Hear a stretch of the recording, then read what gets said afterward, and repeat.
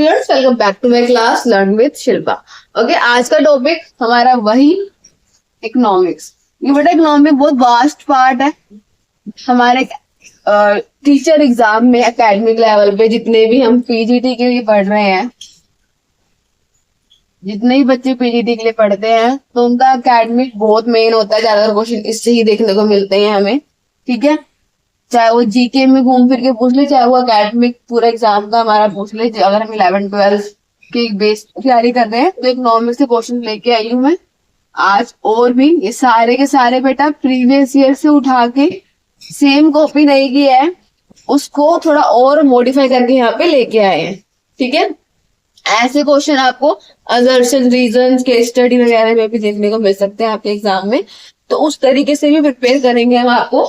अभी हम simply question लेके चलते हैं कि क्या क्या टॉपिक आपको। ये देखो बड़ा एमसीक्यू करने से क्या फायदा है। एमसीक्यू करने के फायदे ये हैं, एक तो हमारे क्वेश्चन आंसर हो गए, एमसीक्यू आने वाले, दूसरा टॉपिक पता चल रहा है कि ये टॉपिक से क्वेश्चन आ रहे हैं, ठीक है ना। इसलिए प्रीवियस ईयर है तो क्लास को एंड तक जरूर देखना, आपको पक्का समझ में आएगा और बहुत हेल्पफुल रहेगी क्लास। चलो क्लास बिगिन करते हैं। विच of the following is characteristic of a perfectly competitive market. जो परफेक्टली कॉम्पिटिटिव मार्केट होती है उसका कैरेक्टरिस्टिक क्या होता है? Homogeneous product. होमोजीनियस क्या होता है? होमोजीनियस का मतलब होता है सेम, ये सारे प्रोडक्ट क्या है? सेम। जैसे अगर हम गए हैं सपोज करो जनपद, वहां पे कपड़े की मार्केट है, हर कोई कपड़े ही बेच रहा है, तो वहां पे कॉम्पिटिशन तगड़ा होगा। वहां पे हर कोई आपको बुलाएगा, मैडम यहाँ आओ, मैडम यहाँ आओ, कपड़े हमसे खरीदो, क्योंकि कंपटीशन है भाई कि हमसे खरीद लेंगे तो हमें पैसे मिलेंगे। तो सेम प्रोडक्ट के लिए जहाँ पे चीजें बिक्री हो उसे हम बोलते हैं perfectly competitive. Low of demand state क्या बताता है? लो ऑफ डिमांड की प्राइस घटेगा तो डिमांड बढ़ेगी, डिमांड इस तरीके से प्राइस घटेगा तो डिमांड बढ़ेगी और प्राइस बढ़ेगा तो डिमांड घटेगी, ठीक है। ये लो ऑफ डिमांड हमें बताता है। Next question, the elasticity of demand is zero when. Zero कब होती है? ये डिमांड इज परफेक्टली इनइलास्टिक, मतलब हमें कोई फर्क नहीं पड़ रहा उस पर्टिकुलर प्रोडक्ट का प्राइस बढ़े या घटे, उस टाइम पे हमारी डिमांड इनइलास्टिक होती है, ठीक है। हमें कोई फर्क नहीं पड़ रहा, मतलब ईडी हमारा क्या होता है? जीरो। तो मैंने बताया था इसके लिए एग्जांपल आपको कि सॉल्ट, कि इसका प्राइस बढ़े या घटे हम उतना ही खाएंगे, हम ज्यादा या कम नहीं खाने लगेंगे प्राइस कम या ज्यादा होने पर। In the short run the low variable proportion applies when. Low variable proportion apply कब करता है? One input is variable. अगर हमारी इनपुट भी क्या हो? वेरिएबल, तो लो वेरिएबल प्रोपोर्शन हमारा इंक्लूड करता है। तो बेटा जो क्वेश्चन रिपीट हो रहे हैं ना, अगर आप मेरी क्लास देखते आ रहे हो टीचर्स की, मैंने आपको पढ़ाया, इट मीन्स वो इम्पोर्टेंट है एग्जाम साइडेड, इसलिए वो रिपीट हो रहे हैं। Marginal cost is defined as, हम एमसी को कैसे डिफाइन करते हैं? The additional cost of production one more unit, कि एडिशनल कॉस्ट को और लेना, ठीक है ना, इसकी एक और यूनिट को। विच of the following causes a shift in the demand curve. किसकी वजह से हमारा डिमांड कर्व शिफ्ट होता है? Change in consumer income. Consumer की इनकम से हमारा डिमांड कर्व क्या होता है? डिमांड कर्व शिफ्ट होता है। Which market structure has only one seller. कौन से मार्केट स्ट्रक्चर में सिर्फ एक ही सेलर होता है? तो मोनोपोली ऐसे बिजनेस होते हैं हमारे, इसमें एक ही सेलर होता है, एक ही विक्रेता होता है। Which of the following is the feature of monopolistic competition? monopolistic competition में क्या फीचर है? Many seller and product differentiation, कि बहुत से sellers और क्या है उसमें? differentiation है प्रोडक्ट में, अलग अलग प्रोडक्ट है, ठीक है। What is the shape of the average fixed cost? AFC की शेप क्या होती है? डाउनवर्ड स्लोपिंग होती है, कि फिक्स्ड है वो, ठीक है ना, सीधी है। The break even point occurs when, कब आता है break even point? Total cost equal to total revenue. जब टोटल कॉस्ट टीसी क्या है? हमारे टीआर के बराबर है, तो क्या होता है? ब्रेक इवन पॉइंट होता है। What is include in GDP? GDP में क्या इंक्लूड होता है? गवर्नमेंट परचेजेस हमारे जीडीपी में इंक्लूड होता है। Net national product NNP is calculated by, तो कैसे होती है, जीडीपी से डेप को हमने, डेप्रिसिएशन को हमने माइनस कर दिया, तो हमारा नेट नेशनल प्रोडक्ट निकल के आ जाता है। इन्फ्लेशन इज डिफाइंड एज, मुद्रास्फीति को हम कैसे बताते हैं, an increase in the general price level, जो भी जनरल प्राइस के गुड्स है वो अचानक से बढ़ गए तो उसको हम क्या बोलते हैं, इन्फ्लेशन कहते हैं, मतलब कि महंगाई हो गई है। Which tool is use by the central bank to control money supply, जो हमारा सेंट्रल बैंक ऑफ इंडिया है, रिजर्व बैंक ऑफ इंडिया भी कहते हैं, बैंक भी कहते हैं इसको हम, तो ये कौन सा कैसे कंट्रोल करता है मनी सप्लाई को, ओपन मार्केट ऑपरेशन से। The Phillips curve shows the relationship between, किन दो जनों के बीच में ये बताता है relationship, inflation and unemployment. Physical policy primary involve, physical policy में क्या इन्वॉल्व होता है, टैक्सेशन एंड गवर्नमेंट एक्सपेंडिचर, जितना भी टैक्सेशन है तो गवर्नमेंट के एक्सपेंस है वो सब। The balance of payment BOP में क्या इंक्लूड है, both current and capital account, current account भी और capital account. What does term opportunity cost refers to, opportunity cost का क्या मतलब है, the benefit of the next best alternative for कि जो बेनिफिट है हमारा नेक्स्ट बेस्ट ऑल्टरनेटिव का, जैसे अगर हम वही सेम एग्जांपल मैं आपको देना चाहूंगी ताकि आपको कंफ्यूजन ना हो। टी कॉफी का ले, चलो यहाँ पे कॉफी का प्राइस बढ़ा देते हैं कि कॉफी पहले 15 रुपए की थी, अब 20 रुपए की मिल रही है, ठीक है ना, और टी पहले 12 रुपए की थी और अब 10 रुपए की मिल रही है, 17 की थी और अब 15 की मिल रही है, तो किसका प्राइस कम है, टी का ना।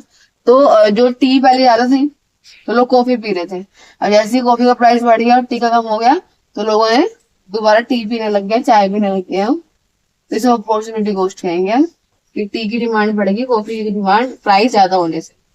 The Laffer curve illustrate the relationship between, Laffer curve किसके बीच में रिलेशनशिप को बताता है, इलस्ट्रेट करता है, tax rate and tax revenue को।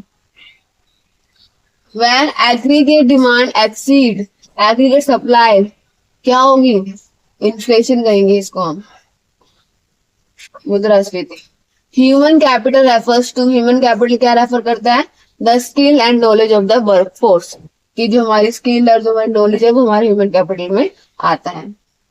विच of the following is a leakage from the circular flow of income, leakage किसे कहते हैं, तो सेविंग्स को हम यहाँ पे लीकेज कहते हैं। The wage price spiral explain, wage price spiral क्या एक्सप्लेन करता है, how wage increase leads to inflation, कि कैसे हम वेज को इंक्रीज करते हैं इन्फ्लेशन, मुद्रास्फीति से, महंगाई से बचने के लिए। The marginal propensity to consume MPC plus the marginal propensity to save equal, कि इसकी जो हम कंज्यूम कर रहे हैं, जितना हम खा रहे हैं और जितना हम बचा रहे हैं वो इक्वल्स कम माना जाता है, फिर क्या प्लस करने पे तो +1।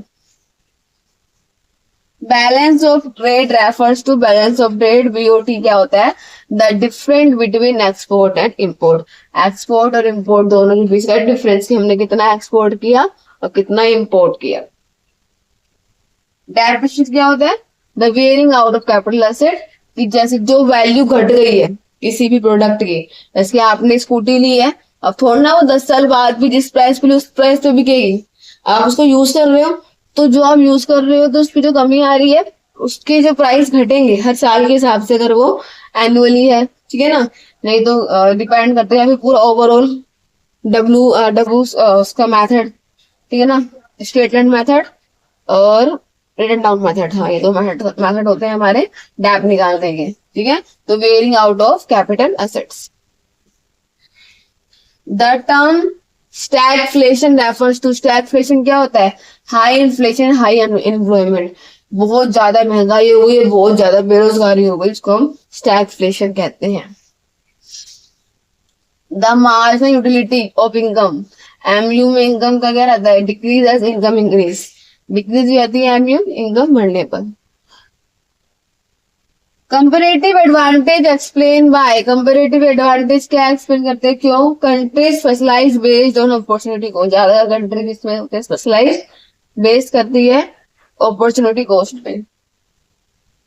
The consumption function is express as, consumption function को कैसा एक्सप्रेस करते हैं, C equal to A plus BY capital. In the long run the economy tend toward, economy किसकी तरफ टेंड करती है, फुल एम्प्लॉयमेंट। लॉन्ग रन क्या चाहते हैं, गवर्नमेंट क्या चाहती है कि हमारा देश आत्मनिर्भर बन जाए, हर कोई अपना अपना काम खुद से कर सके और उससे पैसे भी कमाए, ठीक है ना।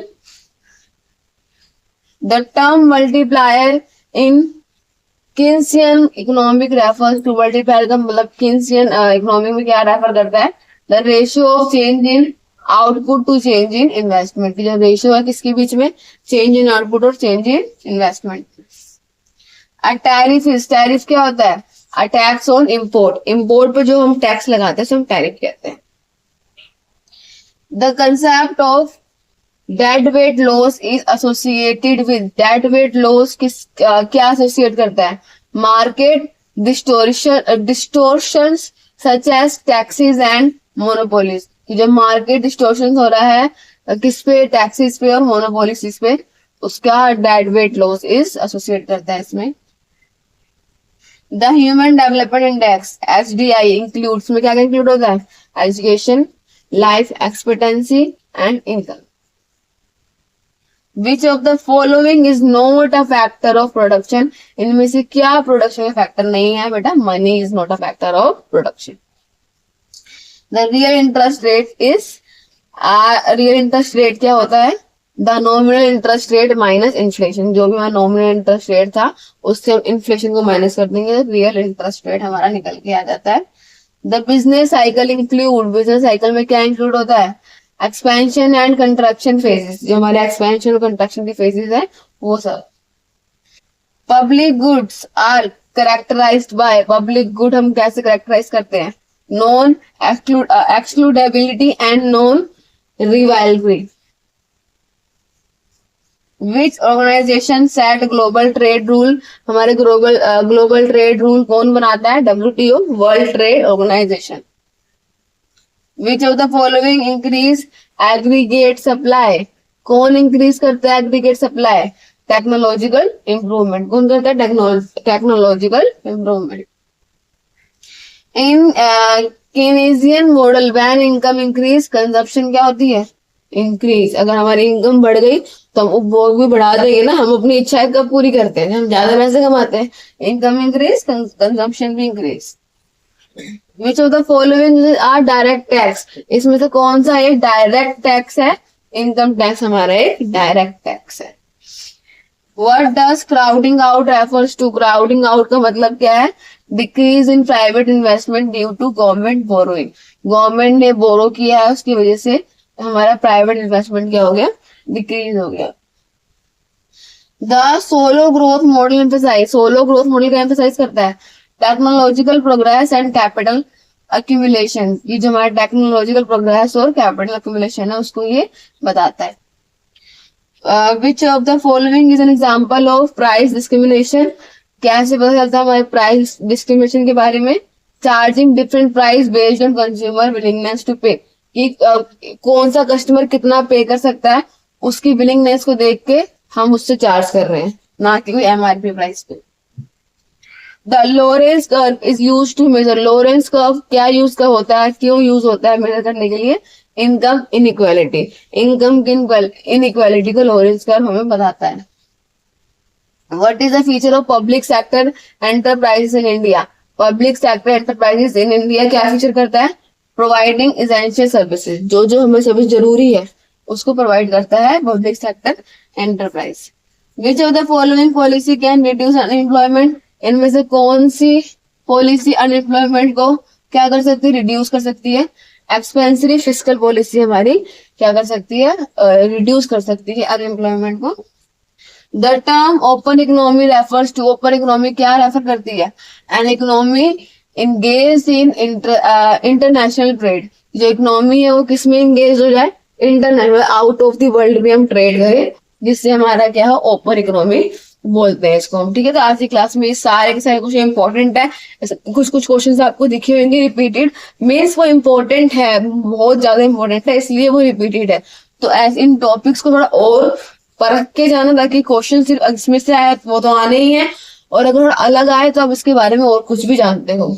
और वीडियोस आएंगी, इसलिए चैनल पे बने रहे, वीडियो को लाइक करें एंड शेयर करें, चैनल सब्सक्राइब करना ना भूलें। Thanks for watching.